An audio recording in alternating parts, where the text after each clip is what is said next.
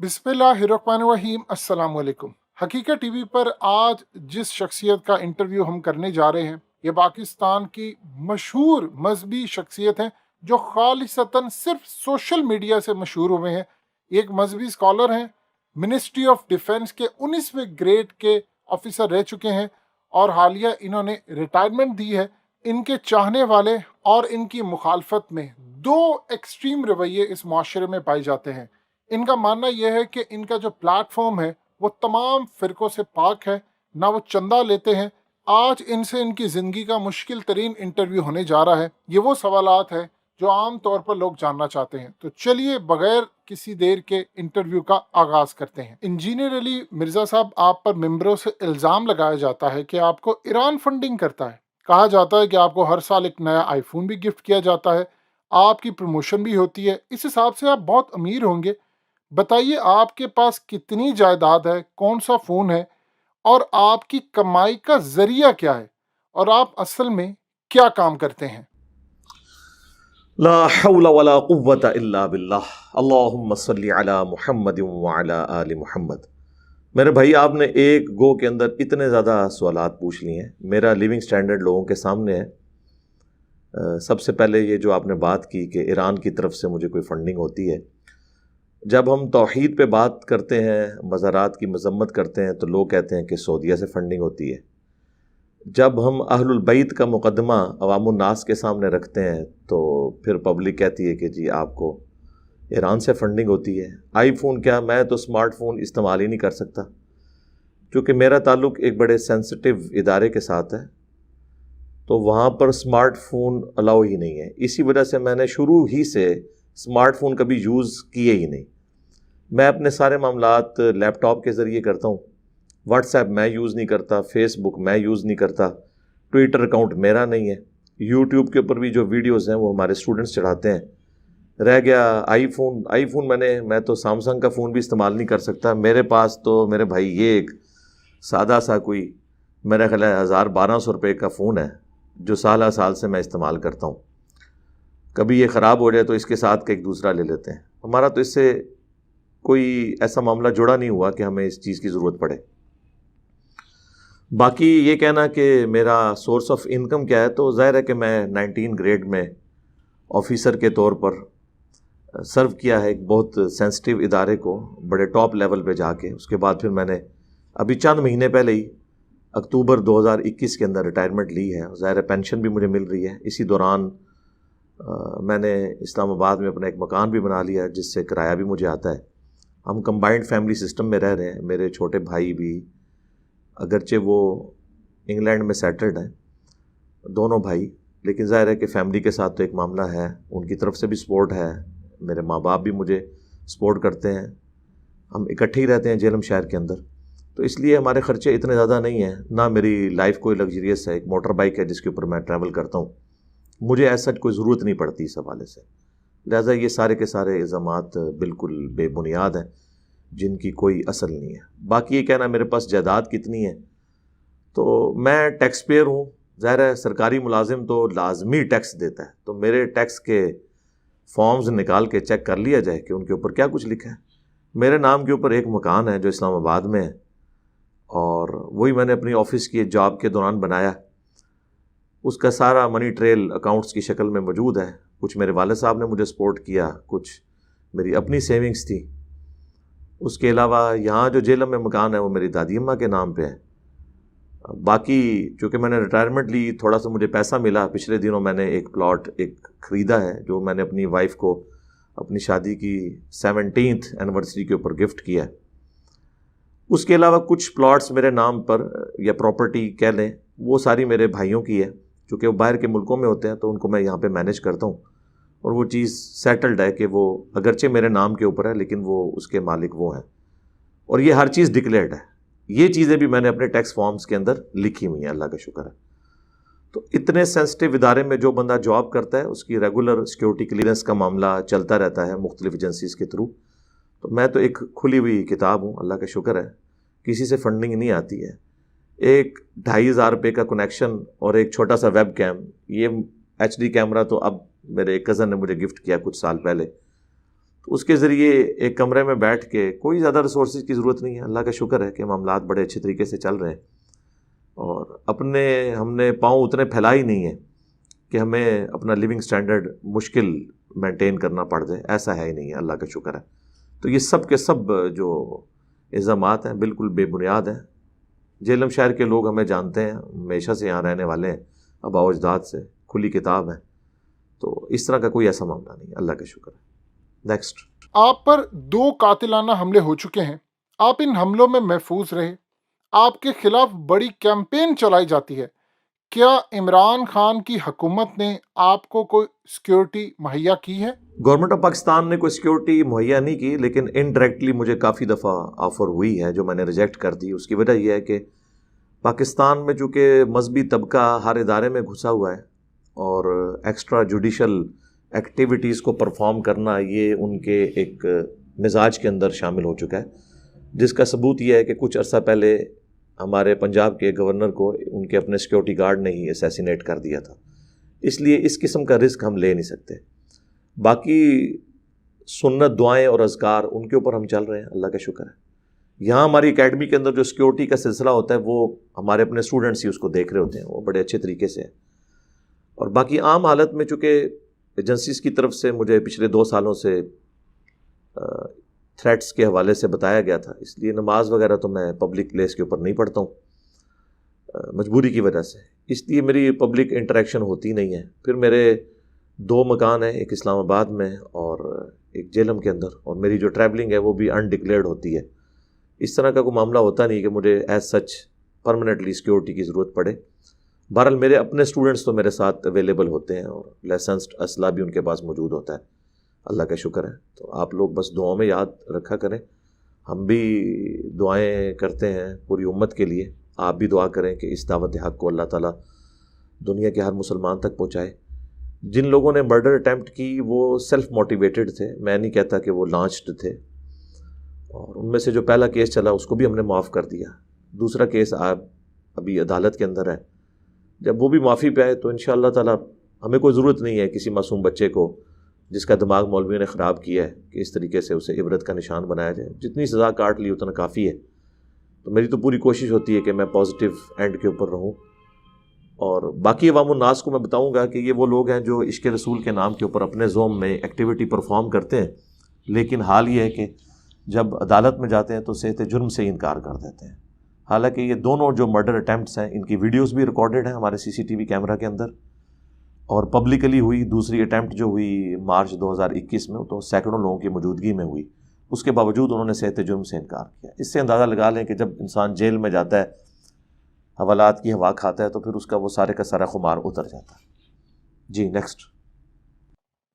مفتی طارق مسعود اور دیگر علماء ہر دوسرے روز آپ کو مناظرے کا چیلنج دیتے ہیں. آپ کئی دفعہ انکار بھی کر چکے ہیں اور اپنی پوزیشن بھی واضح کر چکے ہیں. اب ایسا کیوں نہیں کرتے کہ آپ ہر فرقے کے لیے 10 سوالات کا ایک پیپر تیار کر دیں یا ویڈیو بنا دیں, یا سب کو کہہ دیں کہ یہ ہیں وہ سوالات, آپ جوابات دیں تاکہ عوام کی تسلی ہو جائے. اگر آپ سے کسی کو کچھ کہنا ہے تو وہ آپ کو 10 سوالات کا پیپر بھیج دے یا ویڈیو بنا دے تاکہ مناظرے کا جھگڑا ہی ختم ہو جائے. دیکھیں میرے بھائی, ہم نے تو جو مقدمہ ہے نا اسلام کا وہ عوام کی عدالت میں رکھا ہے. ہمارا کسی عالم دین سے کوئی لینا دینا نہیں ہے. اور آپ نے ٹھیک کہا کہ یہ آئے دن چیلنج کرتے ہیں, بڑے غیر مہذب طریقے سے آتے ہیں. ہمارے جو چیلنجز اپلوڈ ہوئے ہمارے اسٹوڈنٹس کی طرف سے اس طرح کے تھم نیلز لگا کے, تو اگر آپ ان کو سنیں, اس میں ہم نے چیلنج انگلش کا لفظ استعمال کیا, مناظرے کا چیلنج نہیں دیا, بلکہ یہ کہا کہ یہ آپ کے لیے چیلنجنگ صورتحال ہے. آپ اپنی عوام کو سیٹسفائی کریں کہ لا الہ الا اللہ چشتی رسول اللہ, یا لا الہ الا اللہ اشرف علی تھانوی رسول اللہ, اللہم صلی علی نبینا اشرف علی نعوذ باللہ من ذالک. اس کو آپ کس طرح جسٹیفائی کریں گے اپنی عوام کے سامنے؟ تو یہ چیلنج اس فارم میں تھا, نہ کہ یہ کہ آ کے ہم سے کوئی بات کریں. ہاں کچھ عرصہ میں نے پہلے یہ آفر دی ہے کہ ہر مکتب فکر کے بڑے بڑے علماء جو ہیں نا, جو ان کے ڈکلیئرڈ بڑے ہیں, بڑوں کے لانچ کیے ہوئے نہیں بلکہ جو ڈکلیئرڈ بڑے ہیں, جس طرح مفتی تقی عثمانی صاحب دیوبند کی طرف سے, بریلویوں کی طرف سے مفتی منیب الرحمان صاحب, اور اہل حدیث کی طرف سے ساجد میر صاحب, اور اہل تشیع کی طرف سے ساجد نقوی صاحب, یہ سب کے سب جو علماء ہیں یہ آئیں ہماری اکیڈمی میں آ کے ہماری پبلک سے آڈینس سے خطاب کریں، پھر ہمیں بھی اجازت دیں کہ ہم ان کی گیدرنگ میں جا کے ان کی پبلک سے اپنا مقدمہ ان کے سامنے رکھیں۔ تو ہماری طرف سے تو کوئی ایسا معاملہ نہیں ہے۔ 10 سوالات لکھنے کی میرے بھائی ضرورت ہی نہیں ہے۔ ہمارا موٹا سا بنیادی سوال یہ ہے کہ آپ یہ بتا دیں کہ آپ کن ٹیکسٹ بکس کو فالو کرتے ہیں۔ یہ قرآن، صحیح بخاری، صحیح مسلم، یہ صرف ان کے شوکیسوں میں سجانے کے لیے، عمل کرنے کے لیے نہیں ہے، تاکہ پتہ چلے کہ آپ لوگ اپنی کتابوں کے ساتھ غداری تو نہیں کر رہے جو ہم یہ سمجھتے ہیں۔ تو ہمارا بنیادی سوال یہ ہے کہ اپنا ٹیکسٹ بکس کلیئر کریں اور اس مقدمے کو نیوٹرل عدالت میں رکھیں کہ یہ ٹیکسٹ بکس ہیں، اس معاملے میں انجینئر صاحب کا یہ موقف ہے، ہمارا یہ موقف ہے، گورے کی عدالت سے فیصلہ کروا لیں، جو پری ڈٹرمنڈ رزلٹس کے بغیر یہ کریں۔ تو یہ ایک بنیادی چیز ہے۔ دوسری چیز یہ ہے کہ یہ باقی مکاتب فکر کو مسلمان ڈکلیئر کریں۔ پبلکلی تو یہ کہتے ہیں ہم مسلمان سمجھتے ہیں، لیکن یہ تقیہ کر رہے ہوتے ہیں، یہ کافر سمجھتے ہیں ایک دوسرے کو، جس کا ثبوت یہ ہے کہ حسام الحرمین میں آج سے آلموسٹ 100 سال پہلے 1905 میں احمد بریلوی صاحب نے دیوبند کو جو ہے وہ مرتد ڈکلیئر کیا ہے، اور احکام شریعت کتاب کے اندر انہوں نے دیوبند، اہل حدیث، اہل تشیع، ایون قادیانی کافروں کو بھی ان کے ساتھ شامل کر کے کہا کہ یہ 1,00,000 دفعہ بھی اللہ کا نام لیں تو ذبیحہ مردار ہی رہے گا، اور یہ سب کے سب مرتد یعنی واجب القتل ہیں، البتہ یہود و نصارہ کا ذبیحہ حلال ہے۔ اس کے جواب میں جب المہند علی المفند لکھی علماء دیوبند نے، جس پہ اشرفی تھانوی صاحب اور درجنوں علماء نے سگنیچر کیے، انہوں نے بھی کہا کہ احمد بریلوی اور ان کی جماعت ایک شیطانی لشکر ہے جو ہم پہ حملہ آور ہوا ہے، اور اہل حدیث کے بارے میں المہند میں لکھا یہ خوارج کی ایک جماعت ہے، محمد بن عبد الوہاب صاحب کے بارے میں۔ تو ایک دوسرے کو مسلمان ہی نہیں سمجھتے، یہ کہتے ہیں ہم سمجھتے ہیں۔ تو ہم کہتے ہیں آپ اس طرح سٹیٹمنٹ لکھ کے دیں کہ ہمارے سوا جتنے فرقے ہیں اگرچہ ہم انہیں مسلمان سمجھتے ہیں لیکن وہ گمراہ ہیں، ایک نہ ایک دن اپنا عذاب بھگت کر جن عقائد پہ وہ دنیا میں ہیں، انہی عقائد کے ساتھ دنیا سے چلے گئے تو اللہ کے حضور وہ ایک نہ ایک دن بخشے جائیں گے، تو یہ قیامت تک کوئی لکھ کے نہیں دے گا۔ تو اس لیے یہ ہمارا دوسرا ایشو ہے ان کے ساتھ۔ تیسرا یہ ہے کہ جب آپ مسلمان سمجھتے ہیں تو آپ یہ ڈکلیئر کریں کہ ایک دوسرے کے پیچھے نماز پڑھنا درست ہے، یہ پٹیاں نہ پڑھایا کریں کہ فلاں کے پیچھے نماز ہوتی ہے، فلاں کے پیچھے نہیں ہوتی۔ چوتھی بات اسی کے ساتھ کورلیٹڈ ہے کہ پھر یہ بھی کہیں کہ آپس میں نکاح بھی ہو جاتا ہے۔ یہ مینلی آپ سمجھ لیں 3-4 باتیں ہیں، باقی تو مقدمہ تو بہت زیادہ ہے، ہم نے ویڈیوز میں عوام کی عدالت میں رکھا ہے، ہمیں کوئی جواب نہ دے، عوام کو سیٹسفائی کرے ان عقائد و نظریات کے اوپر۔ ہمیں پرسنلی کسی کے ساتھ کوئی لینا دینا نہیں ہے، کیونکہ نہ ہماری کوئی چندہ بک ہے، نہ ہماری کوئی مسجد ہے، نہ کوئی مدرسہ ہے، نہ کوئی فرقہ لانچ کیا۔ جب ہم چندے آپ کو دیں، نمازیں آپ کے پیچھے پڑھیں، آپ ہی کی مساجد میں ہمارے اسٹوڈنٹس نمازیں پڑھیں، پھر ہم تو آپ کے کمپٹیٹر ہے ہی نہیں ہے، اللہ کا شکر ہے۔ یہ تو میڈیا کی، سوشل میڈیا کی برکت ہے کہ آج دنیا میں سب سے لیڈنگ پلیٹ فارم ہمارا بن گیا، الحمدللہ۔ تو یہ اللہ تعالیٰ کی ایک غیبی مدد آئی ہے، اللہ کا شکر ہے۔ اور دیکھیں دنیا میں واحد ایک ریلیجس آپ سمجھ لیں اسکالر کے طور پہ کہہ لیں یا ایک اسٹوڈنٹ کے طور پہ، کہ جس کا تعارف ہمیشہ نیگیٹو فارم میں ہوتا ہے، لیکن جو ایک بار سن لیتا ہے وہ اپنے صدیوں کے فرقے کو چھوڑ کر اس طرف اٹیچ ہو جاتا ہے۔ تو یہ سچائی کی طاقت ہے۔ باقی لوگ تو گھیر گھار کے اپنے فرقوں اور مولویوں کے ساتھ اٹیچ کرتے ہیں، ہمارا نیگیٹو تعارف ہوتا ہے۔ اس کا ثبوت ہماری لائف سٹوریز چل رہی ہیں اسٹوڈنٹس کی، لاکھوں میں جو دنیا چینج ہوئی ہے وہ اپنی اپنی پوری لائف سٹوری بتا رہے ہیں۔ 99.9% لوگ کہہ رہے ہیں کہ ہمیں نیگیٹو کٹے ہوئے کانٹ چھانٹ کے ساتھ کلپ ملے، ہم نے سنا تو دیکھا کہ ایک بندہ واحد ہے جو بکس کو فالو کر رہا ہے، ہر چیز کا حوالہ قرآن اور سنت سے دیتا ہے، اور پھر ڈسپلے ہو کے وہ ساری چیزیں کیمرے کے سامنے آتی ہیں، ہم کاؤنٹر ویریفائی کر لیتے ہیں۔ آج کے دور میں تو کوئی مسئلہ نہیں، اتنے سافٹ ویئرز اویلیبل ہیں اور PDF بکس کے اویلیبل ہیں تمام مکاتب فکر کے، تو اللہ کا شکر ہے دنیا میں کوئی ایسا بندہ میرے علم میں تو نہیں آیا کہ جس کا تعارف نیگیٹو ہو اور لوگ سن کے اسی کو سمجھیں کہ یہ پازیٹیو ہے، باقی سب کے سب 2 نمبری کر رہے ہیں۔ جی نیکسٹ۔ انجینئر صاحب، آپ پر الزام ہے کہ آپ کی ویڈیوز دیکھنے کے بعد لوگوں نے مساجد میں چندہ دینا کم کر دیا ہے۔ کیا آپ کو نہیں لگتا کہ اس سے اسلام کو نقصان پہنچے گا؟ ہزاروں لاکھوں بچے جو مدارس میں پڑھتے ہیں، مساجد چلتی ہیں، چندے پر چلتی ہیں، ان کو آپ کی ویڈیو سے نقصان ہوگا؟ دیکھیں میری وجہ سے لوگوں نے چندہ دینا بند نہیں کیا، یہ خام خیالی ہے لوگوں کی کہ میری وجہ سے چندہ کام کیا۔ میں نے کبھی کسی کو نہیں کہا، بلکہ میں تو اپنے اسٹوڈنٹ سے کہتا ہوں کہ آپ بڑی ونریبل زندگی گزار رہے ہیں، آپ کے گھر والے آپ کے خلاف ہیں، رشتہ دار خلاف ہیں، علماء خلاف ہیں، مہربانی کر کے آپ اپنے علماء کو، امام مسجد کو فائنینشلی تھوڑا بہت سپورٹ کیا کریں تاکہ آپ کے لیے وہ سافٹ کارنر رکھیں۔ میں نے تو کبھی نہیں کہا کہ ان کا چندہ بند کریں، یہ وہ لوگ خود سمجھتے ہیں۔ اس کی وجہ میرا خیال ہے وہ لیکس ہیں ویڈیوز کی، جو علماء کی اور مفتیوں کی جو مدارس کے اندر برے کام ہوتے ہیں، اس کی وجہ سے لوگ ان سے متنفر ہوئے ہیں. میں نے نہیں کہا. میں تو ہمیشہ کہتا ہوں کہ میں واقعی اس پلانٹ ارتھ پہ سب سے بڑی NGOs ان مدارس کو سمجھتا ہوں. غریب لوگوں کو کم از کم روٹی کھلا رہے ہیں. لیکن اس کا دوسرا پہلو یہ ہے کہ یہ لوگ استحصال کر رہے ہیں ان کا. روٹی کے نام کے اوپر اپنے غلط عقائد و نظریات بھی ان میں پھیلا رہے ہیں. اور اللہ کا شکر ہے ہماری اس دعوت کی برکت سے مدارس کے کئی اسٹوڈنٹس درس نظامی کرنے والے وہ بھی ریورٹ ہوئے ہیں. کئی لوگوں کی ڈگریاں علماء نے روک لی ہیں کہ جی تم انجینئر سے اعلان برات کرو. پھر ہم اسٹوڈنٹس کو یہاں بھی آتے ہیں, ہم کہتے ہیں یار آپ اپنے آپ کو ایکسپوز نہ کریں, آپ ایک دفعہ ان سے ڈگری لے لیں, پھر انشاءاللہ تعالیٰ ان تک حق بات پہنچائیں. تو میں کبھی بھی نہیں ایسا کسی کو کہوں گا کہ کرے. میں خود مدارس کے اندر چندے دیتا ہوں. میری گلی میں بریلویوں کی مسجد ہے, میری قربانی کی کھال وہاں پہ جاتی ہے. آپ اس سے اندازہ لگا لیں. میں جس مسجد میں بھی جمعے کی نماز کے لیے جاؤں, میں اپنے بچوں کو اس وقت پیسے پکڑاتا ہوں اور وہ جا کے چندہ جو باکس ہے اس کے اندر ڈال کے آتے ہیں تاکہ ان کی ترویج ہو. میں تو لوگوں سے کہتا ہوں کہ آپ مسجد کے ریسورسز یوز کر رہے ہیں, وضو خانہ میں جو پانی یوز ہو رہا ہے وہ اس کے لیے جو موٹر ہے, گیزر ہے, واش روم کی صفائی, مسجد کی صفائی, بجلی کا بل, گیس کا بل, یہ ساری چیزیں ظاہر ہے کہ لوگوں کے چندوں سے مینٹین ہوتی ہے. پاکستان میں تو حکومت سپورٹ نہیں کرتی اس طرح کے مدارس کو, تو چندہ ضرور دینا چاہیے. اگر کسی نے بند کر دیے تب بھی دیں. البتہ میں یہ ضرور کہتا ہوں کہ اس سے بہتر مصرف بھی ہے کہ ہمارے پاکستان جیسے غریب ملک میں پاورٹی سرکل سے نکلنے کے لیے, غربت کے سرکل کو توڑنے کے لیے ایک لوور مڈل کلاس فیملی کے لیے ایک ہی ذریعہ ہے کہ وہ تعلیم یافتہ ہو جائیں ان کے بچے. ہم خود لوور مڈل کلاس سے اپر مڈل کلاس میں تعلیم کی برکت سے آئے ہیں. اچھی جاب مل گئی, میکینیکل انجینئرنگ میں نے کی آنرز کے ساتھ, اس کے بعد ایک اچھی نوکری مل گئی.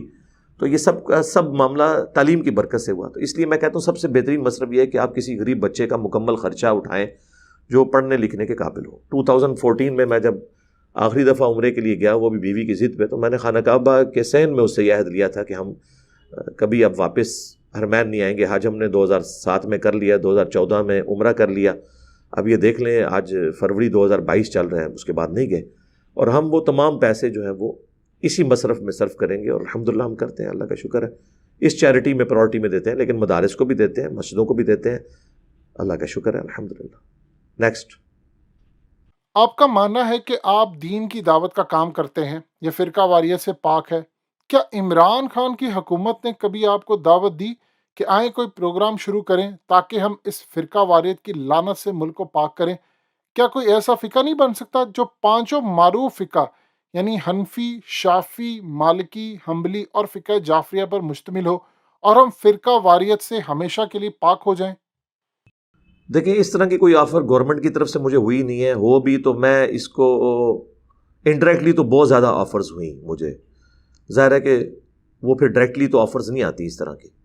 تو میں نے ہمیشہ کہا کہ میں آپ کو اسسٹ ضرور کروں گا, لیکن میں فرنٹ سے لیڈ نہیں کروں گا, کیونکہ ہم سٹیک ہولڈر اس اعتبار سے نہیں ہیں. نہ ہمارے مدارس ہیں, نہ ہماری مسجدیں ہیں, نہ کوئی ہم نے فرقہ لانچ کیا. ہم تو سب کے پیچھے نماز پڑھتے ہیں, سب کو مسلمان سمجھتے ہیں. اس لیے بہتر یہ ہے کہ جو بڑے بڑے فرقے ہیں نا, بریلوی, دیوبندی, اہل حدیث, شیعہ, ان کے لوگوں کو آگے لایا جائے اور ان کے ذریعے کام لیا جائے. اور یہ تو پاسبل نہیں کہ دنیا سے اختلاف ختم ہو جائے. ایک ہی صورت میں اختلاف ختم ہو سکتا ہے کہ یا تو وقت کا پیغمبر دنیا میں موجود ہو, یا پھر لوگ عقل استعمال کرنا چھوڑ دیں. ان دونوں میں سے ایک چیز ہو تو اختلاف ختم ہو سکتا ہے, اور یہ پاسبل نہیں. اختلاف تو رہے گا, لیکن ہم نے اسی اختلاف کے اندر کو ایگزسٹ کرنا ہے, ایک دوسرے کا احترام کرنا ہے, اپنی بات احترام کے ساتھ, علمی دلائل کے ساتھ لوگوں کے سامنے رکھنی ہے. گورنمنٹ لیول کے اوپر بھی آپ دیکھ لیں, جتنی بھی حکومتیں ہیں, عمران خان صاحب کی گورنمنٹ سے پہلے بھی جتنی حکومتیں ہیں, آپ دیکھیں کہ ان میں سارے وہ پیر خانوں کے گدی نشین لوگ بیٹھے ہوئے ہوتے ہیں, بڑے بڑے علماء وہی ہر حکومت میں آ جاتے ہیں. تو وہ کب چاہیں گے کہ اس طرح کی تفریقیں ختم ہو؟ تو میں سمجھتا ہوں کہ بیسیکلی ہمارے پولیٹیشنز میں ایسے موجود ہیں لوگ جو اس طرح کہ اتحاد امت کو پسند نہیں کریں گے, ورنہ ان کی روزی روٹی کے اڈے بند ہو جائیں گے. میں اشارتاً بات کر رہا ہوں, آپ لوگ سمجھ جائیں گے. نیکسٹ. انجینئر صاحب، آپ کے بارے میں پاکستان اور بھارت کے تمام فرقے اس بات پر متفق ہیں کہ آپ حق پر نہیں ہیں, آپ ایک نیا فتنہ پھیلاتے ہیں. لہٰذا کیا وجہ ہے کہ ہر فرقے کے علماء اپنے ممبر سے اور تقریروں میں یہ کہتے پائے جاتے ہیں کہ کسی کی بھی ویڈیو دیکھ لے, جو مرضی ہو جائے, لیکن انجینئر کی ویڈیو نہیں دیکھنی؟ ایسا کیوں؟ دیکھیں میں نے پہلے بھی عرض کیا کہ یہ تو آپس میں بھی ایک دوسرے کو اسی طریقے سے ہی سمجھتے ہیں.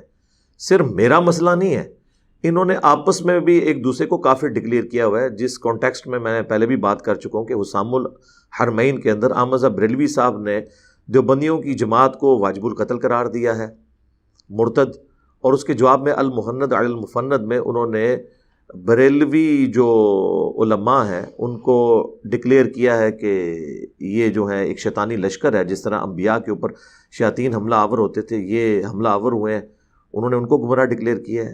اہل حدیث ان کو گمراہ سمجھتے ہیں، سب ایک دوسرے کو گمراہ سمجھتے ہیں، تو یہ میرا مسئلہ نہیں ہے۔ باقی کہہ دیا کہ آپ نے کہ جو تمام فرقے ہیں وہ مجھے گمراہ ڈکلیئر کرتے ہیں، تو وہ آپس میں بھی ایک دوسرے کو کرتے ہیں، لیکن اس کا ایک بڑا اچھا پہلو یہ ہے کہ ان کی عوام ہمیں سنتی ہے۔ میرا یہ دعویٰ ہے کہ ہمارا پلیٹ فارم ایسا ہے کہ اس میں کوئی ایک نظریہ بھی ہم نے ایسا لانچ نہیں کیا جو آج سے پہلے 1400 سال میں ایگزسٹ نہ کرتا ہو امت میں کسی نہ کسی فارم میں۔ مثلا اگر میں توحید اتنی سختی سے بیان کر رہا ہوں تو اہل حدیث اسی سختی سے توحید بیان کرتے ہیں۔ اگر میں اہل بیت کا دفاع کر رہا ہوں تو اس سے زیادہ سختی سے اہل تشیع اہل بیت کے دفاع پہ بات کرتے ہیں۔ اگر میں صحابہ کرام کا، خلفائے راشدین کا دفاع کرتا ہوں تو دیوبند اور بریلوی اسی طرح کرتے ہیں۔ اگر میں عشق رسول کی بات کرتا ہوں، محبت رسول کی بات کرتا ہوں صلی اللہ علیہ وآلہ وسلم، تو یہ تمام مکاتب فکر کے لوگ کر رہے ہیں۔ ہمیں کوئی ایک نظریہ بتائیں کہ جس میں کوئی ہمارے ساتھ کھڑا نہ ہو، تو اس کے لیے میں پھر بڑا سخت جملہ بولتا ہوں کہ ہمارے ہر نظریے سے کسی نہ کسی فرقے کی دم پہ پاؤں آتا ہے تو پیرلل میں کسی دوسرے فرقے کی گلے میں ہار جا رہا ہوتا ہے، اور وہ کہتے ہیں انجینئر صاحب کم چک کے رکھو۔ رفع الیدین پہ جب ہم بات کرتے ہیں تو اہل حدیث کہتے ہیں واہ واہ واہ کیا بات ہے انجینئر صاحب کم چک کے رکھو، لیکن بریلوی دیوبندی کہتے ہیں نہیں نہیں آپ تو اختلاف پیدا کر رہے ہیں، ہم تو رفع الیدین نہیں کرتے۔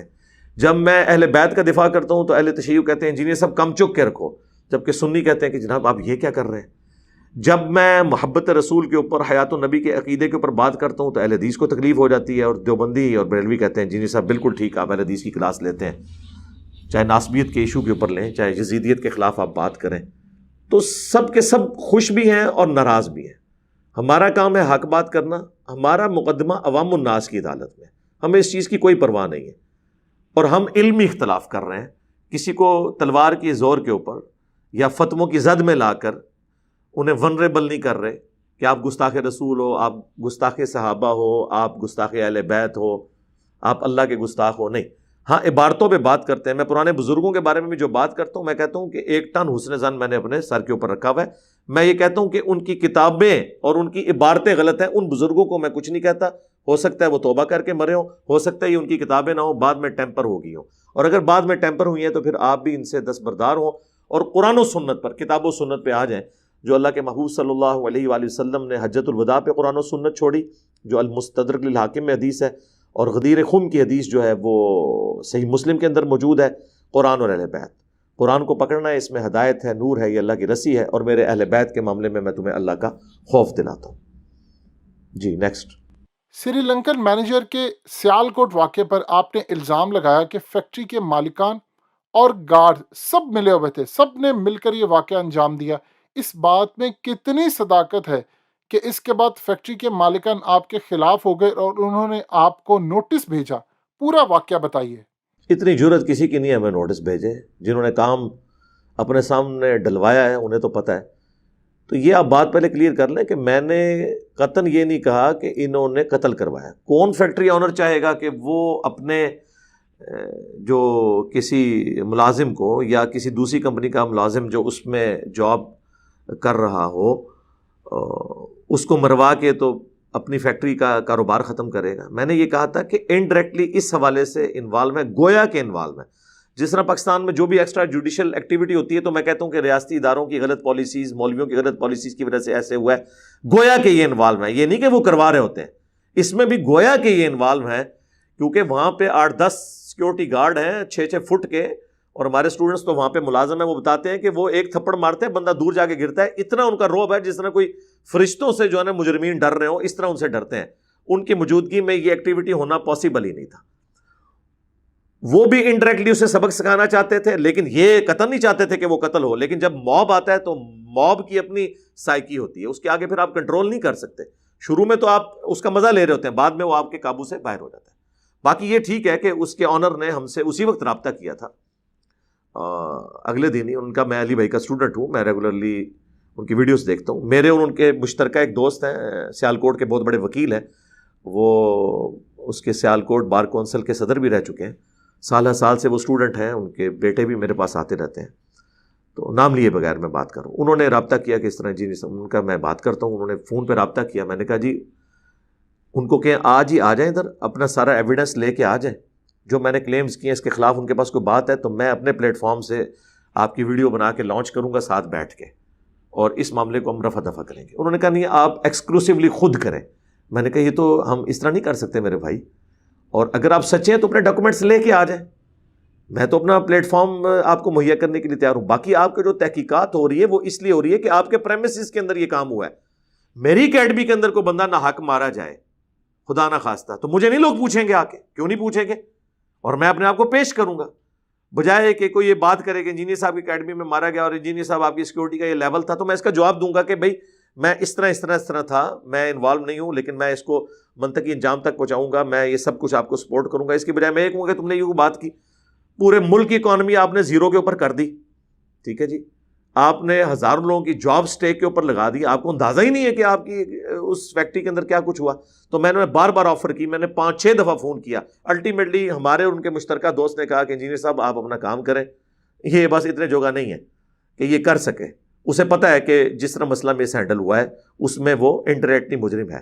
پھر اس نے کسی ایک حکومتی جو ہے نا وہ لوگوں سے مشورے کر کے تو ایک ملا کو اس نے لانچ کیا، اسے وہ دیا کہ یہ دیکھیں جی ہم اسے تنخواہ دیتے تھے، اور تنخواہ کی جو انوائسز ہیں وہ ڈالرز کے اندر ہیں، ڈالروں میں تنخواہ پاکستان سے تو تھی، پاک روپی میں ہوتی. تو اس میں خیر میں نے اس کو کہا یار ویل لیفٹ کرو، میں اس کو جتنا کھدیڑوں گا نا اتنا ہی اس کے لیے مشکل کھڑی ہوگی، اس لیے ہم نے اس کو ویل لیفٹ کیا. تو نوٹس اس بیچارے نے کیا بھیجنا تھا، وہ تو مطلب بھاگ ہی گیا ہمارے سامنے پیش ہونے سے. نوٹس کیا بھیجنا تھا اس نے، وہ تو جواب دے نا جو کچھ ہوا ہے. ہم نے کیوں اسے جواب طلبی کرنی، ہم نے تو موقف رکھا اپنے اسٹوڈنٹس کی موجودگی میں، کیونکہ ہمارے وہ اسٹوڈنٹ کہتے ہیں کہ میں نے خود جب مجھ سے ایک جاب خراب ہوا تو میں نے اس سری لنکن آفیسر سے پوچھا تھا کہ جی یہ مسئلہ ہو گیا، تو اس نے کہا مجھے اپنے کسی مالک کی تھریٹ نہ لگاؤ، میں ان کے پے رول کے اوپر ہے ہی نہیں ہوں، مجھے نائکی والے پے کرتے ہیں. یہ خود اس نے بتایا ہوا ہے جس کو انہوں نے اسیسینیٹ کیا ہے، اور جس کو بتایا وہ ہمارا اسٹوڈنٹ ہے. ٹھیک ہے، میں انہیں زیادہ پریکٹسنگ مسلمان سمجھتا ہوں بنسبت ان سارے بڑے بڑے لینڈ لارڈز کے اور فیکٹری اونرز کے نسبت. اس لیے مجھے اعتماد تھا، میں نے پوری تحقیق کرنے کے بعد وہ ریکارڈنگ کروائی تھی. اور بعد میں جو ایپیسوڈ ہوا ان لوگوں نے کلپس بنائے، میں نے اس کو رسپونڈ اس لیے نہیں کیا کہ پھر ان کے لیے اور مصیبت کھڑی ہونی تھی. یہ بھی ابھی آپ نہ پوچھتے تو میں نے اتنا نہیں کھولنا تھا. ابھی کئی باتیں ہیں جو میں آن کیمرہ نہیں کروں گا، انہیں ان کیمرہ ہی رہنے دیں. جی نیکسٹ. مولانا طارق جمیل ایک مشہور اسلامک اسکالر ہیں. آپ کیوں ان پر الزام لگاتے ہیں کہ وہ اپنے فرقے کے باغی ہیں؟ اس وجہ سے مولانا طارق جمیل جس مکتبہ فکر سے تعلق رکھتے ہیں، کیا وہ ان سے بدظن نہیں ہو جائیں گے؟ بدظن تو پہلے ہوئے میں نے تو الزام نہیں لگایا. جب بدظنی ہوئی، ان کے خلاف فتوے آئے، ریٹن میں اتنی موٹی کتاب ایک عالم دین نے کتنے بڑے بڑے علماء دیوبند سے تقریضات لگا کے طارق جمیل صاحب کے خلاف آج سے کئی سال پہلے لانچ کی ہے، جب میرا ان کا تعلق بھی آپس میں نہیں تھا. تو طارق جمیل صاحب کو پہلے ہی انہوں نے بدنام کیا. ان کے خلاف ویڈیو کلپس موجود ہیں، آپ دیکھ سکتے ہیں علماء دیوبند کے. میں نے تو باقاعدہ ان کو سپورٹ کیا کہ جس بات کے اوپر آپ یہ بات کر رہے ہیں یہ خطرناک معاملہ ہے. تو حقیقت بات ہے جو انہوں نے حدیث بیان کی، من کنت مولاه فہذا علی مولاه، یہ حدیث متواتر ہے مسند احمد کے اندر. تو میں نے اس پہ ان کو سپورٹ کیا تھا. اور 4 فرقوں کے باغی علماء، یہ میرا کلپ آلموسٹ 1 ملین کے قریب پہنچ چکا ہے، اس میں نے باقی مکاتب فکر کے علماء کا بھی ذکر کیا، انہیں سنگل آؤٹ نہیں کیا. تو یہ تو سب کچھ ہے. مجھے طارق جمیل صاحب نے خود بتایا کہ انہیں دھمکیاں ملی ہیں. انہوں نے ویڈیوز میں کہا ہے کہ میں یہ حدیث جب پڑھ رہا ہوں میں دیکھ رہا ہوں آپ لوگوں کے چہروں کے رنگ فک ہو رہے ہیں. پھر کئی ویڈیوز میں انہوں نے کہا مجھے اپنوں سے تکلیفیں اٹھانی پڑی ہیں. تو اشارتاً تو انہوں نے بھی کئی دفعہ یہ بات کی ہے. باقی نجی محفلوں میں جو کچھ ان کے بارے میں گالی گلوچ کرتے ہیں ہمارے پاس فرسٹ ہینڈ نالج موجود ہے. لہٰذا ہم نے طارق جمیل صاحب کو ونریبل نہیں کیا، بلکہ ونریبل وہ ہوئے ہوئے تھے. ہم نے انہیں سپورٹ کیا ہے کہ ایٹ لیسٹ ہمارے اسٹوڈنٹ ان کی سچائی میں ان کا ساتھ دیں، جو غلط بات ہے اس میں ان سے الگ رہیں. تو یہ بالکل ایسا نہیں ہے جو آپ نے سمجھا. نیکسٹ. آخر کیا ایسی وجہ ہے کہ پاکستان کے ہر گلی محلے میں ایک مسجد ہے، اس کے باوجود لوگ دین سے اتنا دور ہیں جتنا زمین سے آسمان؟ لوگ حرام کھا کر حج عمرہ کرنے چلے جاتے ہیں، حق مارتے ہیں، ایک دوسرے کا خیال نہیں رکھتے. دین کی دعوت ان پر کیوں اثر نہیں کر رہی؟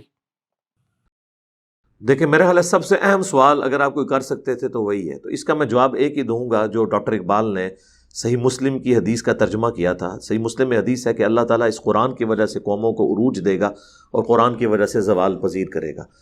وہ زمانے میں معزز تھے مسلمان ہو کر اور تم خوار ہوئے تارک قرآن ہو کر. یہ جواب شکوہ کا شعر ہے جو انہوں نے اللہ تعالیٰ کے بہاف کے اوپر امت تک ایک بات کی ہے، یعنی اپنے تخیل کے اندر. تو یہ وجہ ہے. ان سب کا تزکیہ جو ہے وہ اپنے بزرگوں کی کتابوں سے ہوا ہوا ہے، تصوف کی کتابوں سے ہوا ہوا ہے. کاش یہ قرآن پڑھتے تو یہ سب کچھ یہ نہ کرتے. انہوں نے دین جزیات میں لے لیا، صرف حقوق اللہ کو دین سمجھ لیا، حقوق العباد کو چھوڑ دیا. حالانکہ حقوق العباد کا معاملہ اتنا سینسٹیو ہے کہ وہ بندہ ہی معاف کرے گا. اللہ تبارک و تعالیٰ اور پیغمبر بھی اس معاملے میں نہیں پڑیں گے قیامت کے دن جب تک کہ وہ بندہ خود معاف نہیں کرے گا. تو اس کی وجہ یہ کہ ان کا تزکیہ چونکہ قرآن سے نہیں ہوا بلکہ اپنے علماء سے ہوا، پھر علماء کا کریکٹر بھی ان کے سامنے ہوتا ہے، تو یہ سمجھتے ہیں کہ شاید نیکی کا کام کرنے سے ہم نے جو لوگوں کے ساتھ زیادتیاں کی ہیں وہ آٹومیٹیکلی معاف ہو جائیں گی، لہٰذا کم چک کے رکھو. تو جس طرح ہمارے علماء نے، پیروں نے، سو کالڈ بزرگان دین نے جو ان مسندوں پہ بیٹھے ہوئے ہیں، انہوں نے اپنی دوویں جہانیں مٹھے باہو، یعنی دنیا بھی قائم رکھی ہوئی ہے اور دین کے معاملے میں بھی کر رہے ہیں. اور یہ لوگ سمجھتے ہیں کہ جی انشاءاللہ تعالیٰ ہماری نیکیاں قیامت والے دن گناہوں پہ بھاری ہو جائیں گی تو ہمیں یہ معاف ہو جائے گا. نہیں میرے بھائی، حقوق العباد کا ایسا معاملہ ہے کہ کوئی دنیا کی نیکی اس کو اوور کم نہیں کر سکتی جب تک کہ اس بندے سے معافی نہ کروائی جائے. تو وجہ یہ ہے کہ ان کا تزکیہ نفس قرآن و سنت سے نہیں ہوا بلکہ اپنے فرقوں کے بزرگوں سے ہوا ہے، تو اس کا اینڈ رزلٹ یہی ہے. حالانکہ قرآن میں نبی علیہ السلام کا منصب یہ تھا، وَيُزَكِّيهِمْ وَيُعَلِّمُهُمُ الْكِتَابَ وَالْحِكْمَةَ.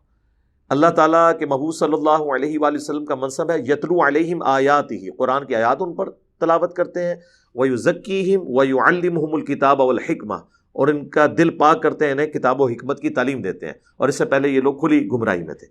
آج کل کا تزکیہ جو ہے وہ ہو رہا ہے بابوں کی کتابوں سے، اس وقت جو ہے وہ قرآن و سنت سے ہوتا تھا. اور اسی کو ہم نے ایک لائٹر موڈ میں بیان کیا ہے کہ مرنے سے پہلے اے مسلمان کر لے اس پہ غور، کتابوں کا خدا اور ہے، بابوں کا خدا اور.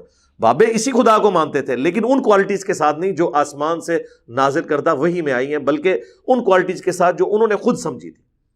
اور جب تو یہ کرے گا غور تو ایک دن تیرے دل سے آواز اٹھے گی کہ نہ میں وہابی، نہ میں وہابی، میں ہوں مسلم علمی کتابی.